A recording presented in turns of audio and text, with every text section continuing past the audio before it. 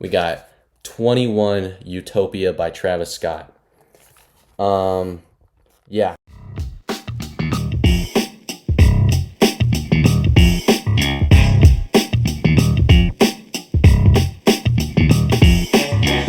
Hello, everybody, and welcome to the first official video of For the Record. All right, this is a music podcast, sort of commentary, your whole normal shtick, sort of a channel. But the topic I'll be covering into today is I probably should have done this a lot sooner, but I'm doing it now, and I just want to get the video out. So, and maybe I'll be the only person that does this with a little bit more added context, seeing having a more refined opinion on some stuff. But yeah, this is just general music commentary podcast sort of style of a channel, and hopefully all you people that stumble upon a video like this can call yourself day ones in the future, and we'll be shooting up in the music commentary sphere on YouTube. But yeah, the thing that we're going to be covering today is 2023 albums. I listened to 65 albums in 2023. That may be not them. Some of you might be saying you didn't listen to enough music that year, and some of you might be like, all you do is listen to music. So hopefully I'm kind of like a relatable middle ground sort of a guy that you can kind of find some stuff to either I put you onto some things, or we have some similar opinions. But let's cut the crap with the intro and let's get to the rankings. I got a little slideshow. All right, let's get to it. I got the slideshow pulled up, got the notebook handy, and yeah, let's get into these 2023 albums. All right, gonna be starting off on a little bit of a weird note. For the I don't knows out of 10s, it's mainly just due to lack of knowledge of the genre, or I don't think I'm qualified enough to give this a rating. And it's also a way of me saying that I don't want my opinion to steer you away from listening to the album.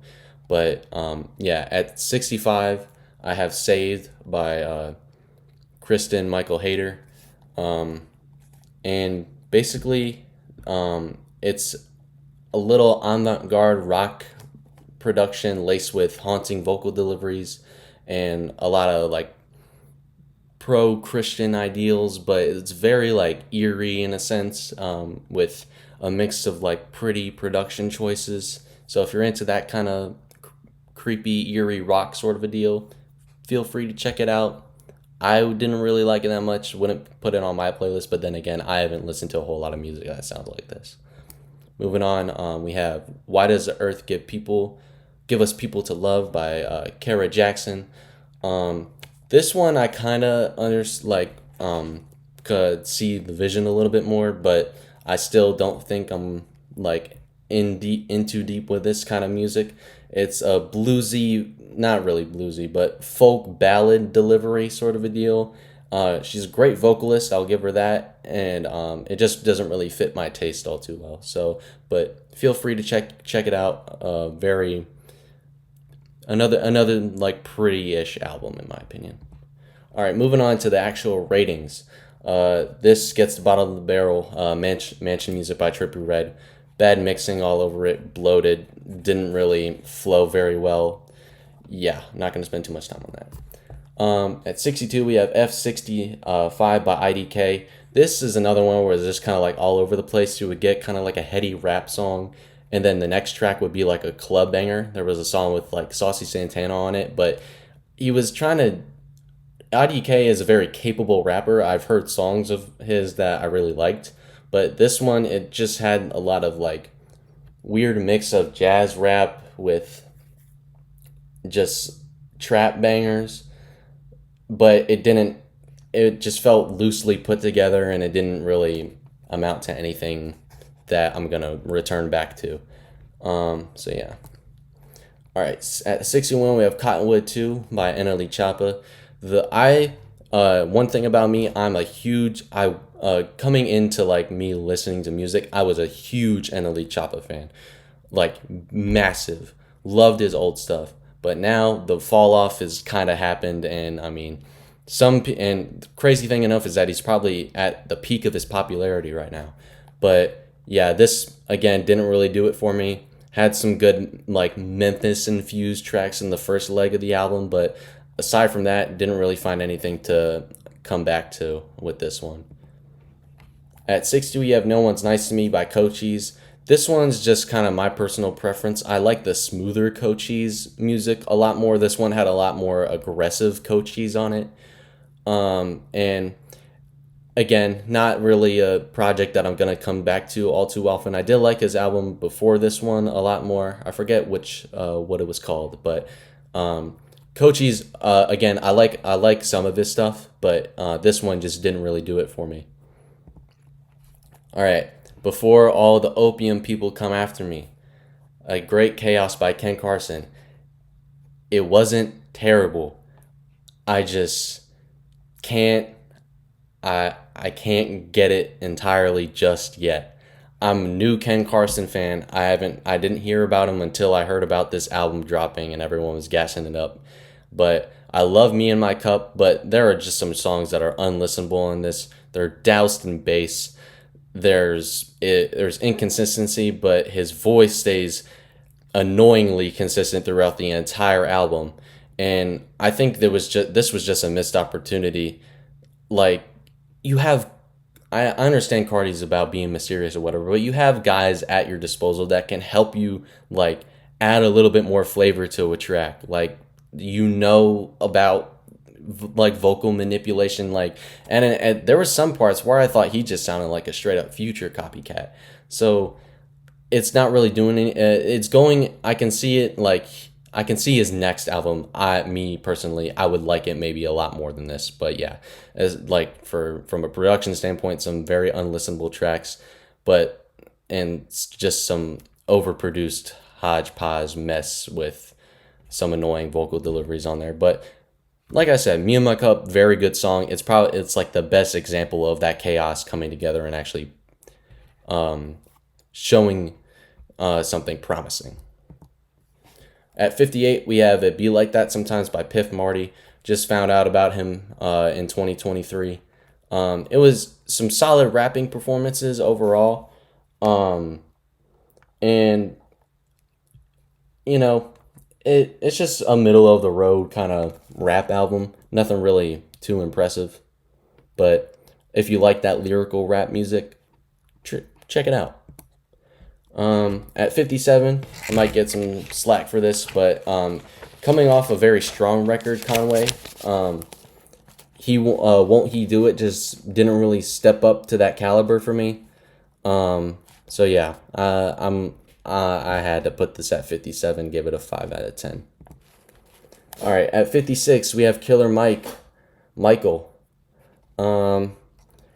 This is funny because I have lived through the time period of every time you would go in an Instagram comment section on like the Rap TV account, and all you would hear is people joking, sarcastically saying, "Put that new Killer Mike on," and something like that. Which, or like, who is Killer Mike? Especially when he won the Grammys, he swept the Grammy category, which I personally don't agree with. I don't think he should have swept the Grammy categories by any means, but let's not disrespect Killer Mike. He's a very capable rapper. His work with Run the Jewels is very good, at least from what I've heard. Not the biggest Run the Jewels fan, but I've heard some very solid verses from Killer Mike with LP, hence the best track on this album being the one that LP is listed as a feature artist on.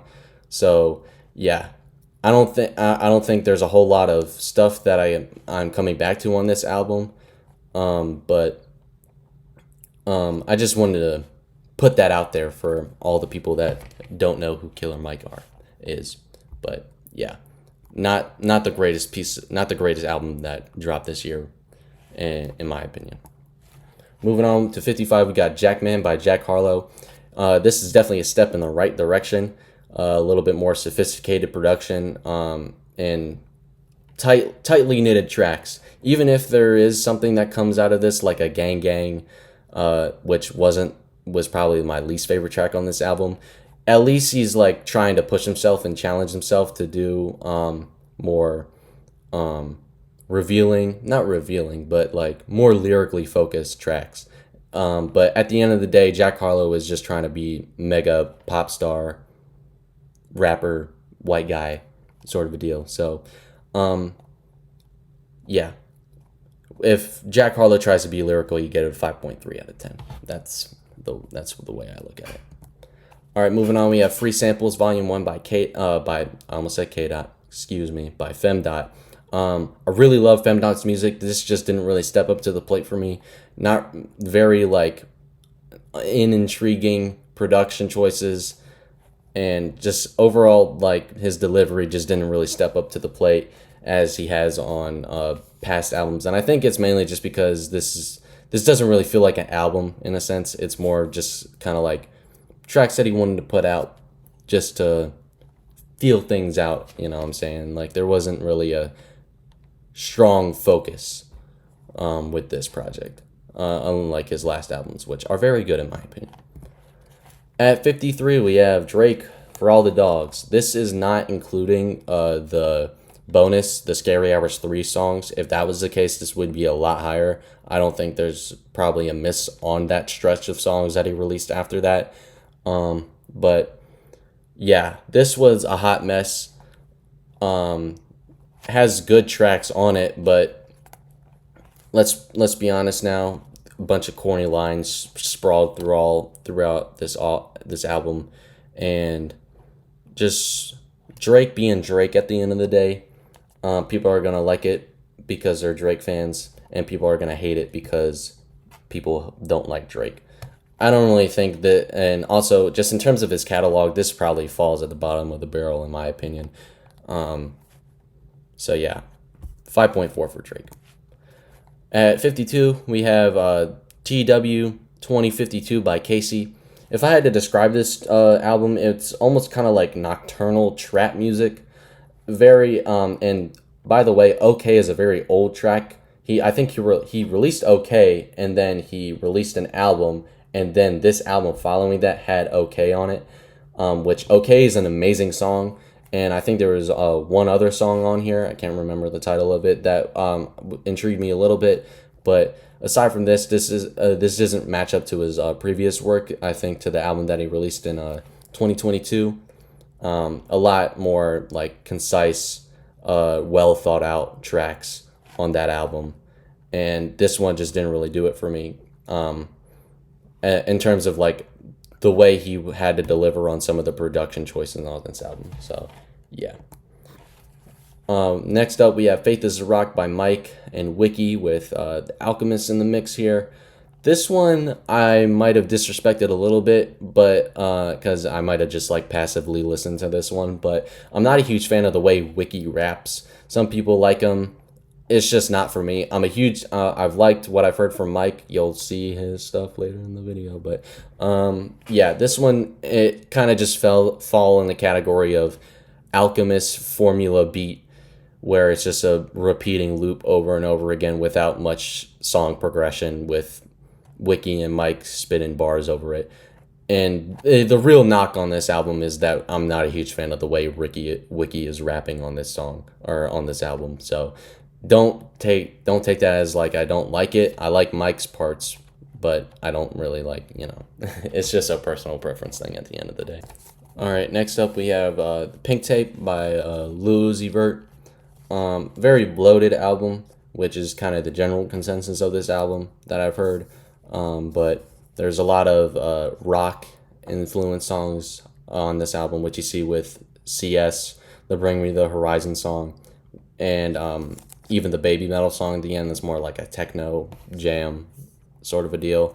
But there is some bangers on this album, but there's also a lot of kind of whiny Uzi songs with kind of plastered on hooks that don't really do it for me, and some pretty low quality features. I will say though, my favorite track, Fire Alarm, grew on me a lot since I first listened to this album, and it stayed in my rotation since then. So take what you I know Uzi fans are gonna I think Uzi fans understand that this isn't isn't their best project, but overall, like, they're still gonna ride for Uzi. You know what I'm saying? But 5.7 out of 10 for me. At 49, we have God Is Love by Willie Nova. This is just kind of like a Griselda adjacent. Like, he's not associated with them by any means, but you could see he pulls a lot of inspiration from them. Even like look at the album art, for instance. It's very West Side Gun esque. But yeah, some luxury rap songs on here. Just not doesn't is still in like the early stages of his artistry, in my opinion. My introduction to Willie Nova as an artist too. So I'm excited to see if he grows from this point on. At 48, we have Sundial by No Name. Some great features on here and some very interesting grooves in some of the production on here. No Name classic flows and stuff like that. I just think there's some like lyrical missteps that didn't really like tie tracks together in the greater scheme of things. And yeah, there's a Jay Electronica feature on here which didn't really make any sense to me. But if you like Smino, if you like Saba, that like Chicago sect of rappers, feel free to check it out. It's a pretty solid project, just not in that upper echelon where I'm gonna be going back to it a whole lot. At 47, we have Kaytraminé by rapper producer duo Kaytranada and Amine. Going into this and especially hearing that lead single Forever, I thought this was going to be straight summer vibes, very like almost a little bit more pop oriented, but there is a lot more like rap cuts on this than I expected, and it wasn't as summerish to me as I would have wanted it to be. So I guess criticize me for saying that, oh, it didn't meet your expectations. It just did something different. But I mean, there's a Freddie Gibbs feature on the song Let's Talk About It, which is very good. But I mean, aside from this, I'm not really getting much out of it aside from some pretty witty NBA references from Amine. And I'm not the biggest Amine fan. Not that I don't like his music, I just haven't gotten into it as much. But yeah, that's just my take on it. All right, moving on to the absolute GOAT, Ice Spice, with her debut mixtape album. I don't know what she called it at the time, but I want to talk about a hit parade. This is a hit parade. You got Princess Diana, you got Munch, you got all the bad bitty anthems that you could want on an album like this. Really bumping in New York, bringing it back, bringing that classic drill sound to the female rap game and just the rap game in general. But yeah, I'm not going back to this on my own time, but if it's on, I'm listening to some Ice Spice, you feel me? So all right, at 45 we then have And Then You Pray For Me by West Side Gun. West Side Gun goes for a bit of a trap production led album here, which I wasn't too big of a fan of. But then you also have some classic Griselda beats on here, like Revenge of Flip's Leg with, I believe, Rome Streets is on there. You have Mama's Primetime with probably one of my favorite verses of the year from JID. As you can see, I got the merch on, so that lets you know about what I like. But yeah, and you have Kitchen Lights as well with Stove. There's some great tracks on here. It's just very... It's a longer album, and it's just inconsistent, and I will say it has some kind of unlistenable tracks because it kind of overdoes the trap aesthetic, and West Side Gun just doesn't have like the flow or the delivery to fit in that mold all too well, in my opinion. So yeah, Benny the Butcher's verse on that shit. What's this name of the song? But you know what I'm talking about. That went hard. All right, moving on. We have Glorious Game by L. Michael Affair and Black Thought. Black Thought is just a very good rapper at the end of the day. Very smooth kind of production style on here. Glorious Game being my favorite track on this. It just he dropped Cheat Codes in 2022. There's no way it's stepping up to the caliber of that album. and but it's still like 6.4 out of 10 for me isn't a bad rating by any means. It's still a very listenable rap album. It just isn't in that upper echelon in my opinion. All right, moving on, we have Since I Had a Lover by Black. Kind of like, I don't want to say ethereal trap, but it's kind of like that moody melodic trap vibe that we got going on here. Black known to have like a very smooth delivery, just a little bit too relaxed at times. And but the song with Don Toliver is very good. I think Don does a very good job on that hook. Has it has some good songs on it, but overall just pretty middle of the road. At 42, we got Business is Business by Young Thug. Some bangers on here. I mean, Money on the Dresser, one of my favorite songs of the year probably. Goes crazy in the car. Just overall, he's working with a limited disposal since he was like, he still is in court, but he was in court at the time, so some of the mixing on some of the songs wasn't very good. If we're looking at a technical standpoint, it's not the strongest Thug album in my opinion. I did see you drop a deluxe. I haven't gave that a listen, but yeah, Business is Business, 6.5 out of 10, pretty solid. Just not really up to par with some of Young Thug's earlier work. At 41, you have Phantom Travelers by Quinfinity. I got put on to this through TikTok. Found it on TikTok. It wasn't. I didn't find Quinfinity on TikTok. It was a recommendation from another music commentary creator on TikTok. And yeah, it's got some smooth, like jazzy, not very jazzy, just like horn-led melodies on the production side. And overall, like, you think it's gonna sound like he's gonna be rapping about this, but it ends up being like a banger, like kind of more of a vibe-ish sort of a song. You get songs like Frank Ocean. And yeah, I'm interested to see what comes next with Quinfinity. Pretty solid rap project.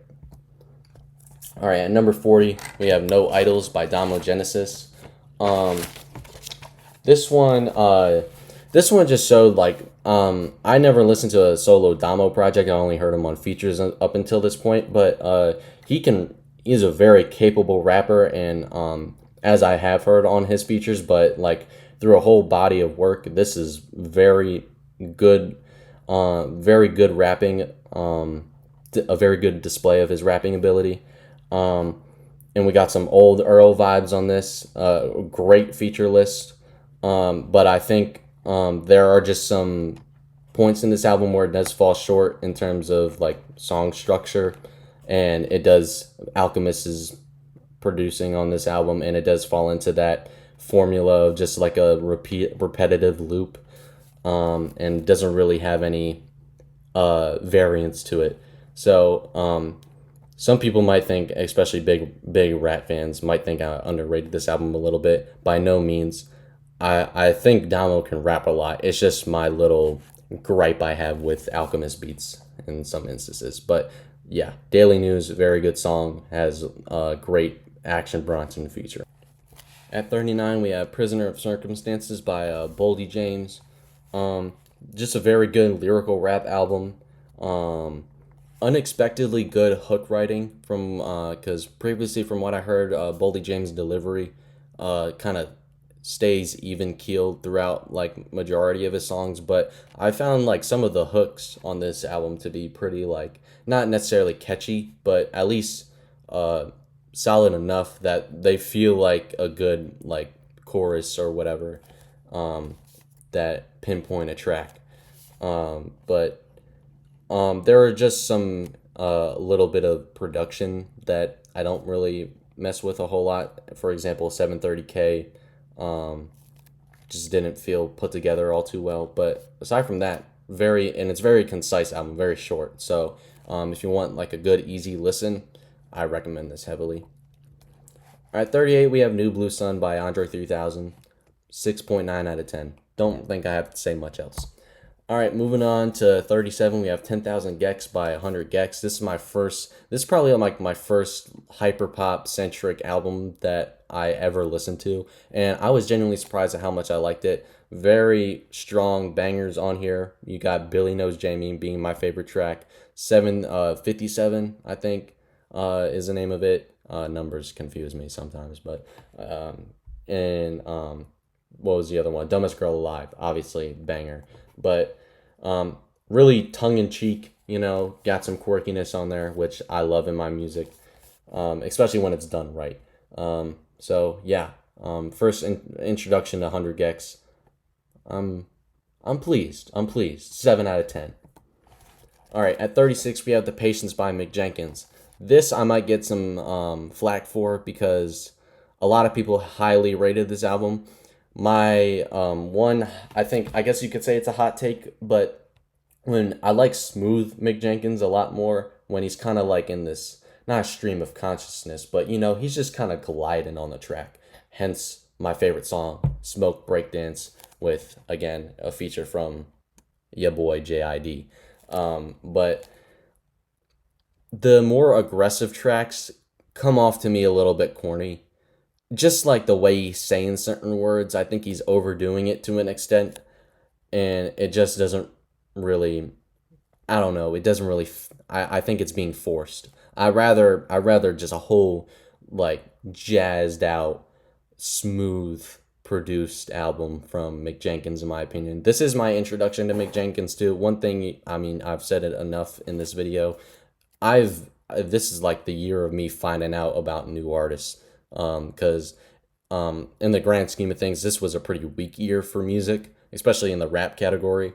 But it is a great opportunity for me to find new artists. It's not to say that I didn't like the aggressive, more in your face Mick Jenkins. It just means I'll have to go back to see if there's any of that I think I like a little bit more. But still, solid rating, 7 out of 10. You can't be mad at me. All right, at 35, we have the Michigan Left by Queef Jerky.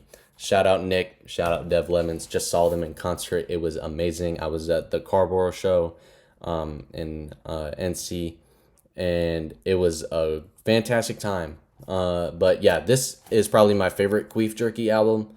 I would probably, going after seeing them live, I'd probably give it a higher rating. But for now, I'm not gonna go back on my word, and I'm not gonna change the rankings.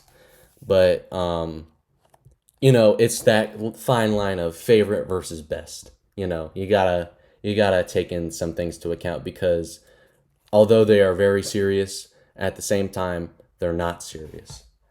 I mean, but I love them. Yeah. So take the pill, faint. Shout out Riley. Shout out, yeah, Hive Mind. I'll get that out of the way. But all right, moving over to number 34. You thought this was all gonna be hip hop? No, we got some jazz on here. Terrence Martin and Curly with this album. Very just like I would play this like as people walking into my wedding type music, like very luxurious. I think a sweeter actually my dad told me was a Leon Bridges song, and they just jazz it out. And Corey Hans has his hands on some tracks on this song. Love what I've heard from Corey Henry so far. Just a very smooth and well put together. It's just good jazz music at the end of the day. Like you can't really be mad at it. Doesn't really break boundaries by any means, but hence the 7 out of 10 rating. But it's just ear candy at the end of the day. So, yep. Moving on, 33, we got Lovesick by Don Toliver. I didn't really like more of the hard hitting songs on this album, but like the song with Future and Justin Bieber, a lot of people were hyping that song up. I didn't really like it that much. Honeymoon, on the other hand, really good. I think it showed a little bit of versatility for Don, in my opinion, with that kind of out there and like kind of I don't want to say show tuny, but like you know what I'm trying to say. That more kind of like I'm using all the wrong adjectives to describe this, but yeah. As far as mainstream hip hop goes, this is probably one of not the best, but it is one of the better ones, especially like in terms of melodic rap albums.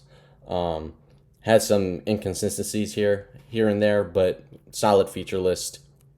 Don did a solid job. 7 out.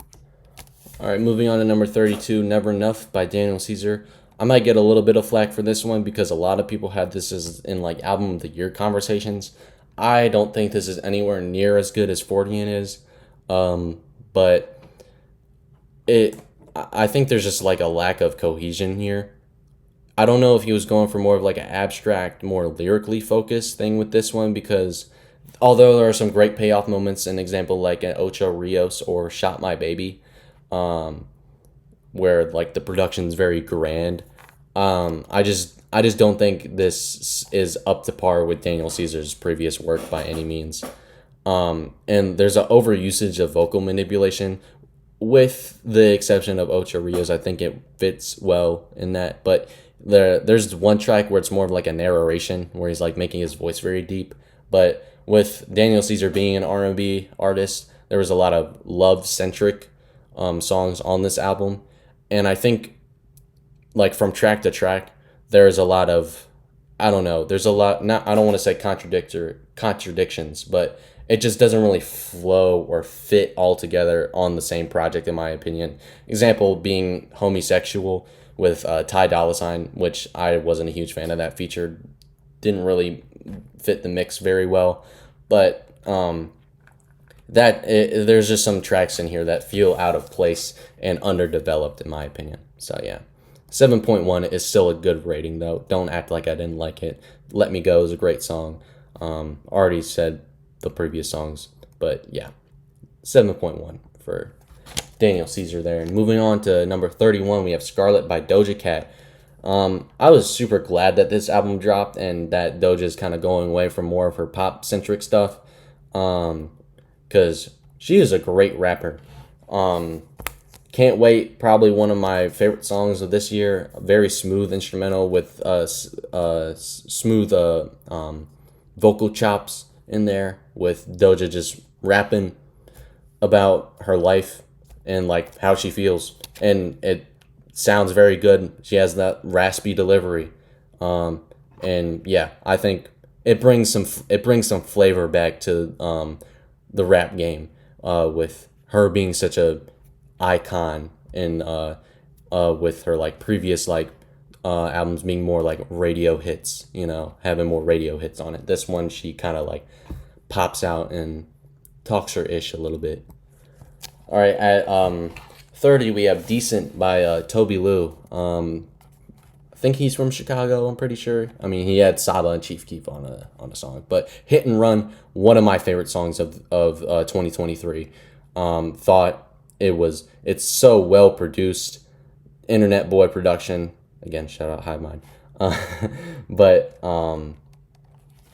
yeah, very, very fun song. I just think there's some songs on here that I'm not going to go back to all too much because it just kind of falls like that middle of the line. Like, I could hear this from other artists that do it a little bit better, in my opinion. But again, it's fun it's overall just a fun listen to, Nothing really that's gonna nothing that's in your face popping out at you, but also nothing that's like put me to sleep sort of deal. All right, at 29, I have Ways of Knowing by Navy Blue. This one I think people might say I underrated a little bit. I love jazz rap. In terms of like the way this one is produced, though, it's just not my style, and you'll see that with how I rated other jazz rap albums later in the list. But still, at number 29, a lot of very personal like lyricism and like storytelling on here. And Look in My Eyes, this is kind of like the separation of what I think is the best versus what my favorite is, because it's very just emotional writing over smooth jazz instrumentals. Like I said, it's just not my personal preference of what I want to see out of like a jazz album. It's a little bit stripped back, in my opinion. It's not that very, poppy. Not to say like I need it to have like a pop music feel to it, but it's a little bit laid back, in my opinion. And Navy Blue, very good rapper. I'll have to check some of his other stuff out. But yeah, very like family storytelling sort of centric album. Just a little bit not my style at the end of the day. All right, now we're moving on to some jazz rap. Although it's only 1/10 of a point higher, this is some freaky shit. All right, 28 Animals by Casa Overall. I heard a take that he's probably the best jazz drummer alive right now, which I can see why. He's a great collaborator. He has Danny Brown on a song. He's got Shabazz Palace and Lil B on like the smoothest jazz instrumental of all time, with a great hook on that song as well. There is just some songs that aren't pleasant to my ears. I think it's like the one with lava in the title. I forget the full name of the track, but you get where I'm going with it. There's just some tracks that are a little bit too out there, a little bit too experimental. I don't want to say experimental, but you get what I'm trying to say. A little bit too ambitious for my personal liking, but yeah, I think I hit all the points on that. Moving on, we got 27 Porches by Reason. I was surprised at how much I like this, because Reason to me is just kind of like that middle ground rapper you're gonna get like trap bangers. But this one, I mean, he shows some versatility on there with and I loved his collaborations with him and like a female vocalist on a song. Just, it's like a match made in heaven. It's just really good, solid rapping with smooth instrumentals and some great features, and in your face lines at sometimes, especially with the way he delivers some, and great production choices all throughout. Number 26, we have Six by Kenny Mason. Love him as a feature artist, but I think this is my first full length album that I listened to of his, and there are some hits on here. Dracula, one of my favorite songs of the year. That sample flip is so good, and he just in and out of different flows, and with that kind of nasally-ish, like fast, mellow delivery over just some hard-hitting beats. There are some songs on here that have a little bit more of like a rock influence, or he's kind of going more for like a rock aesthetic, which I'm not a huge fan of, and it's just kind of like a common thing with rappers that go for that sort of a type of song. It doesn't normally work out a lot, especially in newer age music. So that's where like there are some missteps for me, but I just love, like, anytime Kenny Mason has a soul sample on a song, it 9 times out of 10 it's gonna work. With Dracula, and I think there's a song called Rich. I'm Rich. That song's very well put together. Moving on to 25, we have Red Moon and Venus by Kali Uchis. Great R&B album. Great summer vibes on here. Love her chemistry with Don Toliver on their song together. Summer Walker, on her song with Summer Walker on this album was pretty good.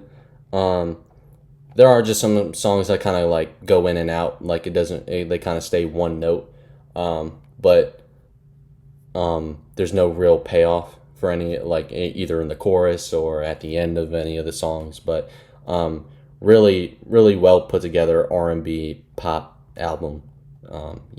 From Kali Uchis, 7.7 out of 10. At 24, we have Set It Off by Offset. In my opinion, this is kind of just like the basic trap music that we needed. I'm not going to go back to it all too often, but as far as like something that's going to get me hyped, something that I'm going to play in the gym, something that I'm going to play in the car, this does it for me. Jealousy, hard-hitting beat, with Offset showing like probably the most energy he's shown on throughout a full-length album. And some great feature lists that I was honestly pleasantly surprised with. The one that I'm not a huge fan with is that one song where but samples the Busta Rhymes song. I'm not a huge fan of how he put that together, but yeah.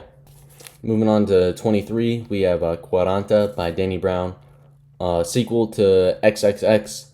And he pretty much does like a full 180. A lot of introspective rapping. Uh, prefer I prefer the aggressive delivery on this album maybe a little bit more than some of the laid back tracks that it has on here. For example, like the intro has like very like in your face guitar riffs, and it kind of relies a little bit more on like the production to kind of elevate the song, where I want Danny Brown rapping in my face more. But you got songs on here like Tantor, obviously YBP being my favorite track on here. Just the usual Danny Brown quirky songs.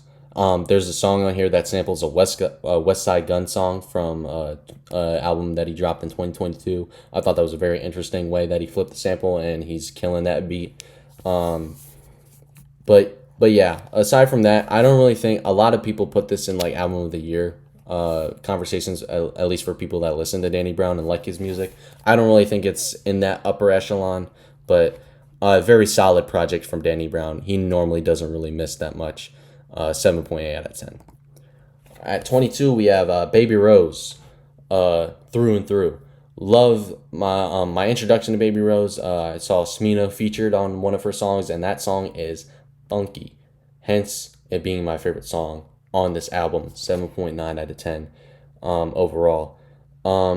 There is like a song on here that has like a children's choir. That needs to stop in music, just like in general. I don't really like it. It normally doesn't work. It doesn't elevate the song. I don't want to listen to children talking in a song.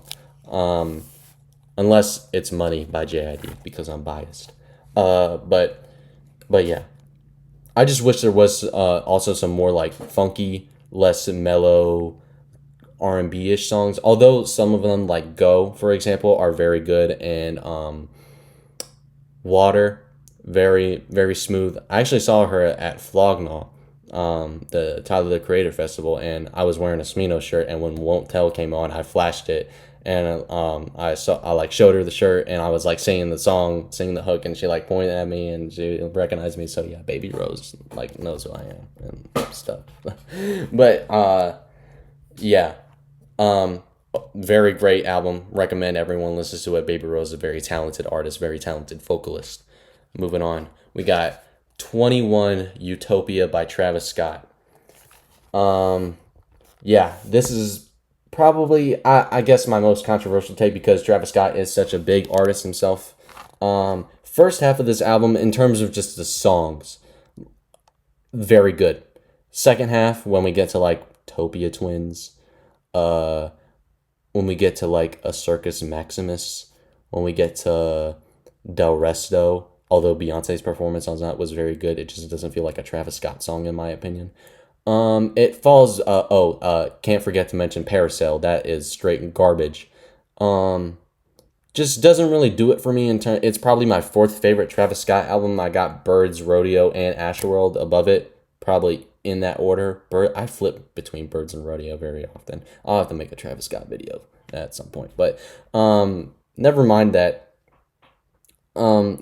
Especially just even on the first half of the album, moving away from them just as songs, like in terms of like pleasant to listen to in that aspect, there's just a lack. There's a lack of lyrics that needed to be on this album. It has the one line in my eyes about like what would Scotty would do and jump in the crowd, like that. You can't just have that one song be like the sob story addressing the Astroworld tragedy. It was stripped of what needed to be on here for Travis Scott being like stepping up to the plate to show that he's showing that he can rap, just not about stuff that you want him to rap about, and like prove that he has actual impact in what he's saying. So yeah, but aside from that, Modern Jam, love that song, love the beat, love the flow, love Tizo's feature on that album.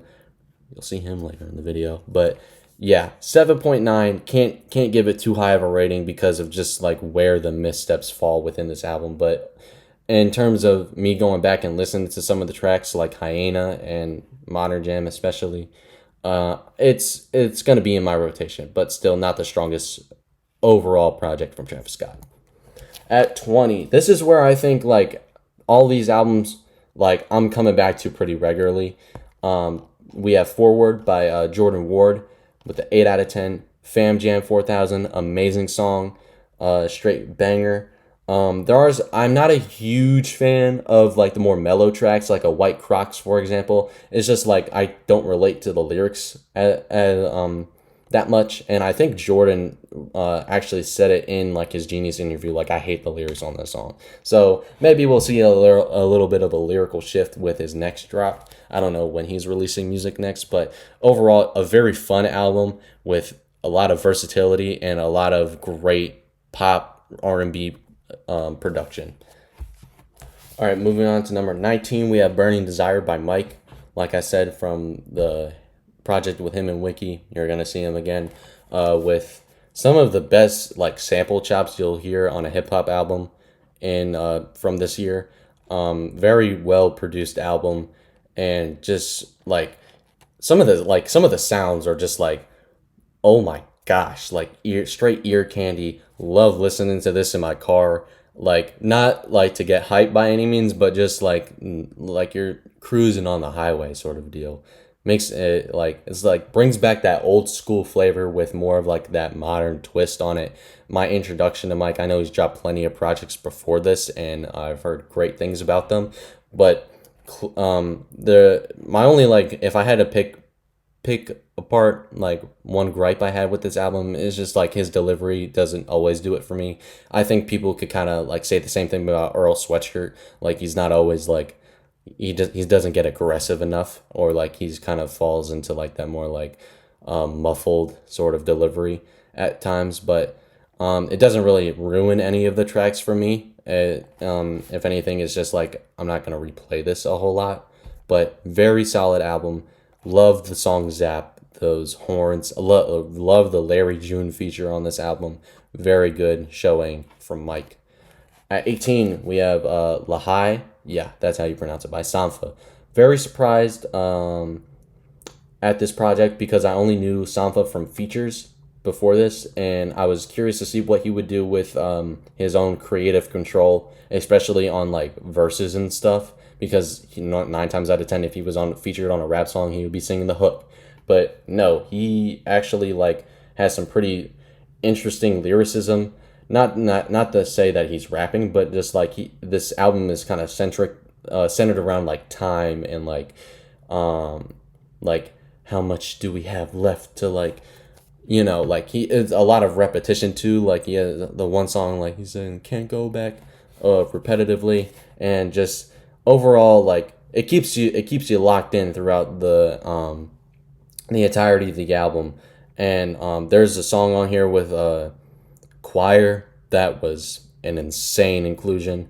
But overall, probably like the most accessible track on here being Only, I find the most find to be my favorite. So yeah, definitely should check out this album from Sampha. Moving on, just mentioned Earl a little bit ago. We have his album here with, I think, Alchemist being the executive producer on here. Definitely being the executive producer on here. Voir Dyer. I'm probably saying that wrong. But anyway, very smooth production. Classic Earl delivery. And also some like real interesting songs on here, like Heat Check. It's almost like a dreamy, like got some like almost like a 80s like synths or like keys on there. Like, I don't even know how to describe it, but like some interesting songs on here with Earl just rapping his ass off, giving us some impressive lines, and some smooth. This is the case where the Alchemist loops don't get too repetitive, and they are like tight, compact together in a well thought out track. And I think you can only really achieve that with a great rapper like Earl himself. But yeah, very solid album from Earl here. At 16, we have Let's Start Here by Lil Yachty. love the change up here for Yachty, and he had an incredible year just in general with him like changing his whole like how people like view him as an artist in general. Uh, but yeah, this is him like switching the tempo. I don't think it's really gonna do that much in terms of like the grand scheme of like rappers in his lane changing things up and now they're all gonna do psych rock albums. No, it's not gonna do that. But definitely a change of pace for Yachty, and I'm glad to see it happen, and I'm glad to see that he was able to execute it at such a high caliber, and with him also including some like classic Yachty tropes with like some lines in just a casual rap thing. It didn't go full psychedelic rock influenced. Drive Me Crazy though. That's not psych rock. That's a pop song at the end of the day. Like I forget who the feature is on that, but she did an amazing job. So yeah, love this one from Yachty. Very very interesting. Yeah, move on to number 15. We have Larry June and the Alchemist. There's a whole lot of Alchemists in 2023, might I add. But The Great Escape. This is kind of like, and I'm not saying it's to this caliber of this album, but even Tyler posted it on his Instagram. This is kind of like the Call Me If You Get Lost of this year. Main reason being that like it's, and you can see in the album cover, like there's like themes of travel just layered all over this luxury rap from Larry June, just talking about how he's living life large, I guess you could say. But yeah, great vocal samples, great feature list from Joey Badass to Action Bronson. Ty Dolla $ign does a great job on Ocean Sounds, and yeah, great. Some people said this album was a little bit sleepy, which I guess I can understand from Larry June's pretty like consistent delivery. But I don't know. It's like listening to like a if ASMR had its own podcast. That's how I view it. But yeah, moving on to number 14, we have Heaven Knows by Pink Panthers. I was genuinely surprised at how much I like this album. This is not to say that I didn't like what I heard from Pink Panthers previously, but you know, this is generally not music that I go to regularly or I have gone to, but it showed out. It stood up, and love some of the songs on here. There's like a stretch of 4 songs towards the back end that like flow perfectly, and favorite song being The Isle with those hard hitting pop drums. When the chorus drops, Capable of Love is such a beautiful song. And Pink Panthers as a vocalist, just like she knows how to put herself in her element basically. Very very fun album, very great listen. All right, moving on to number 13, Beloved Paradise Jazz by McKinley Dixon. Remember what I was saying about the Navy Blue album not being my favorite type of jazz rap? This is my favorite type of jazz rap. Well, I wouldn't say my favorite. I give it an 8.4 out of 10. But overall, this is like the kind of jazz rap that I kind of gravitate towards. Very Run Run Run being a very good song. Love the hook, love the verses. Very well put together tracks. And the outro on this with Miss Jaylen Brown, it's just amazing. The vocal performance on there. And oh yeah, that's the title track. What am I saying? Like forgetting how to say stuff. But anyway, overall, love this album. Definitely should give it a listen. McKinley Dixon. At number 12, this one might be a little bit biased. Click. If you haven't heard of him, it's because he's not really a rapper. He's a YouTuber that does 2K content most of the time. But shout out to Click. This is one for the culture, especially if you listen to a song like Groundwork and you see the music video, you'll see all the references he makes. It's hard to not root for this guy, especially if you're a fan of him from his YouTube stuff. But he made a great rap album with like with a pretty like interesting perspective on some things, and he's been through a lot within like the past few years, but it's great to see that. I think he's thriving now. I don't know, I'm gonna be honest, haven't checked out a video in a hot minute, but been trying to keep myself busy this summer, so I guess that's a good thing. Not really, I haven't been that busy this summer, but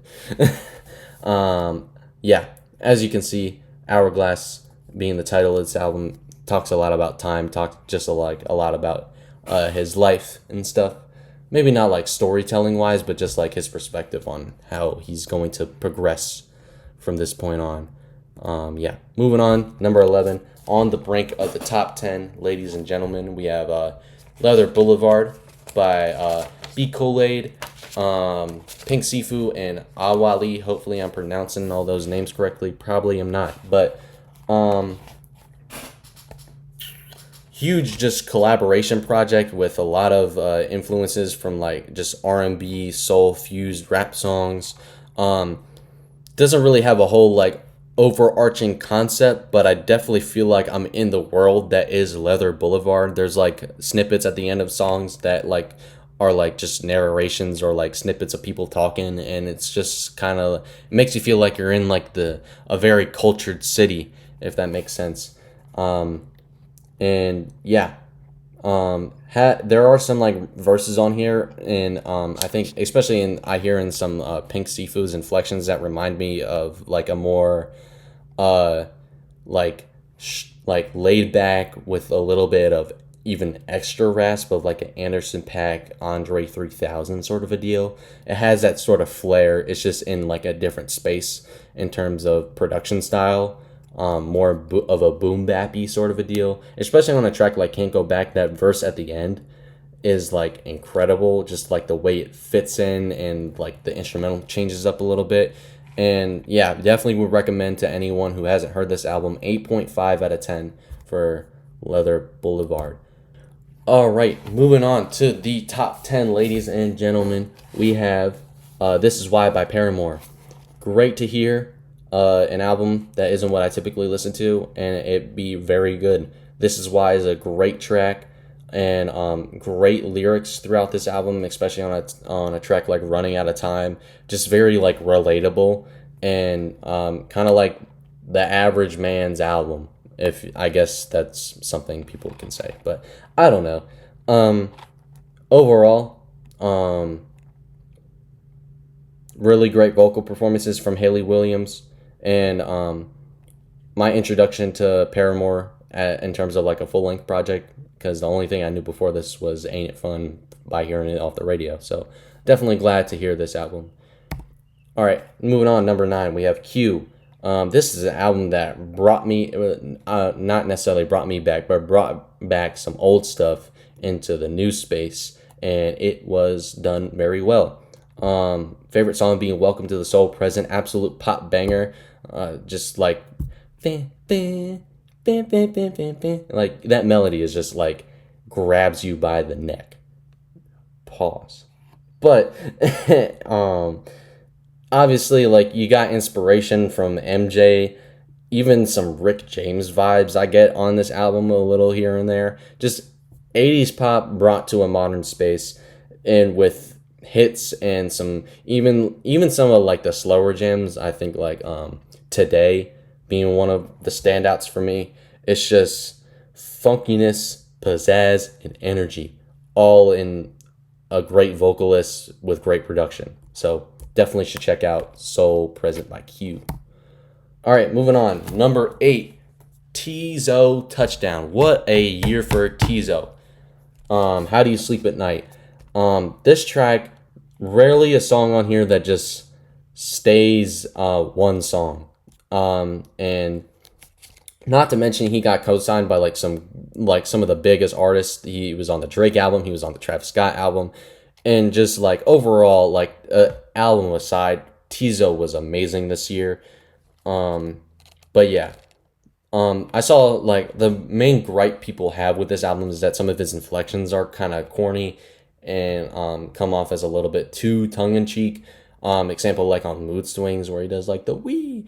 I don't really think that doesn't like bother me by any means. If anything, it adds more character to the track and adds more of it. Just shows Teezo's personality more than and showing that he is more than just an artist. Like he has like an essence to him that is just like crazy, and he's not afraid to be different, sort of a deal.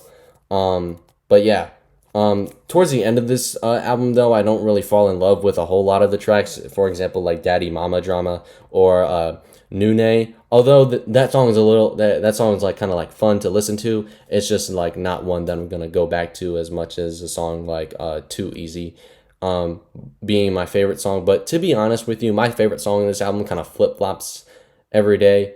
Because Too Easy is kind of like the beginning of it is very straightforward. Like it doesn't really like change up a whole lot. Like there's not really a like verse on there. It's just them repeating "too easy" too much. Not too much, but a lot. But yeah, it's just crazy what he's able to do instrumentally, and not to mention the deluxe or like the 3 pack of songs that he added on as like an extension to this album or whatever were amazing. Third Coast, great song. So yeah, Tizo, 8.5 out of 10. Love this album. All right, number 7, we have Nowhere Forever by Nowhere. My dad put me onto this album and I absolutely loved it. General soundscape of this is like electronic dance, 8-bit jazz with like some hints of like a little bit of rock in there. Example, Hot Girls Like Chords. There's some killer guitars on there. But overall, like there's just like great chemistry on this album, and quirkiness all over it, such as like I Am the President, just being in your face, and also well placed solos, like whether it's like majority of the times on this album I think is there's a lot of piano solos on here, but just straight musicality and instrumentation, well put together tracks with some of the grooviest bass lines you'll ever hear. An example like A Nightmare, or Will It Get Real, and just seamlessly like fitting in different musical elements. And also crazy moment with Crash the Car being the outro on this album, which is like a straight R&B cut. That's just crazy, especially for this album being what it is all up until that point. Great, great vocal performance on that album. Moving on, more jazz. We got Hiromi with Sonic Wonderland. I'm not gonna say I have a little bit of bias to this album, but it was a treat to see this. I never heard a single song off this, but my dad took me to NC State, and because she was performing there live, and it was all the songs off this album. So I haven't heard a single song, and I saw it my first taste of this album was seeing it live, and Hiromi can play the crap out of the freaking piano. Like there's moments where she's like has like a synthesizer up here and she's playing the piano down here and she's playing 2 different things at the same time. It's like just boggles my mind how like she has certain sounds and catches certain melodies, and like it's just absolutely crazy. There is a track with vocals on here that I'm not a huge fan of, but aside from that, it's just great jazz music, fun tracks, especially like Bonus Days. That sounds like a straight out of like an old Super Mario game. Like crazy what she is able to do on the piano. Not to mention she has a solid band around her. And she said at the concert, one sound that she thought she was missing with this album was a trumpet. And I thought the person, what do you call a trumpet player? Trumpist? Whatever you want to call it. That sounds like someone that likes Trump, but no, we're not going to get into that. But yeah, definitely should check this out if you're not like a huge jazz fan. Great album to get you started on your jazz journey. All right, top 5 time. Maps, Billy Woods, and Kenny Siegel. My introduction to Billy Woods. Lyrics, just crazy delivery, and overall, my only though I rated this 8.7 out of 10, the first 4 tracks kind of don't really rub me the right way, especially with Billy Woods' off-kilter sort of delivery, where it doesn't really feel like he's flowing. You know what I'm saying? It's almost like he's talking to you. But like I know people say like, oh, rap music is just like people they're talking, they're not actually saying. No. Billy Woods can say things like melodically, especially for like example on a song like Layover. That song has killer beat, and I think he does a great job of just filling in certain pockets. But especially for like the intro track. I think it would have been better off given someone that can like doesn't have as much of like a straightforward sort of way of delivering lines and stuff like that. But that's not to say that I'm not a fan of everything else on this album. That has a Danny Brown feature on a song on here, and it also has just some the ASAP Rock feature. Yes, Waiting Around. Funny thing about that song, I used it for an assignment in my public speaking class because we had to like decipher it and pick out figurative language or whatever, and it's filled with that. And I was blown away when I saw like that Cameron reference. I know nothing about Cameron. I'm still young, so call me like, oh, you don't know real rap or whatever. But I found out about it in a Billy Woods line in Waiting Around. Not and like it's just it's great finding lines like that, and then you understand how it's put together and intertwined so seamlessly with great production. So yeah, definitely recommend this album. Moving on, number 4, we have That Feels Good by Jessie Ware. Funky album. Intro is great. Pearls, probably one of my favorite. Probably, I'm not going to say that just yet because we're getting to an album soon, but one of my favorite pop songs of this year. This should be the stuff that they play on the radio. Like, come on now. Jessie Ware, talented, great vocalist. This is like, I don't know. It's just like, it's just good music at the end of the day. Some people, like, I showed this to my sister and she's like, this is just like basic stuff. And I'm like, no, it's great.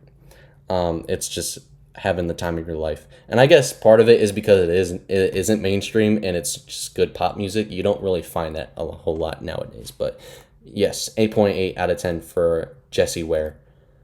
This is the album that I was talking about because Sunset might be my favorite pop song. I don't know. At this point, it might be all time. No, let me chill. But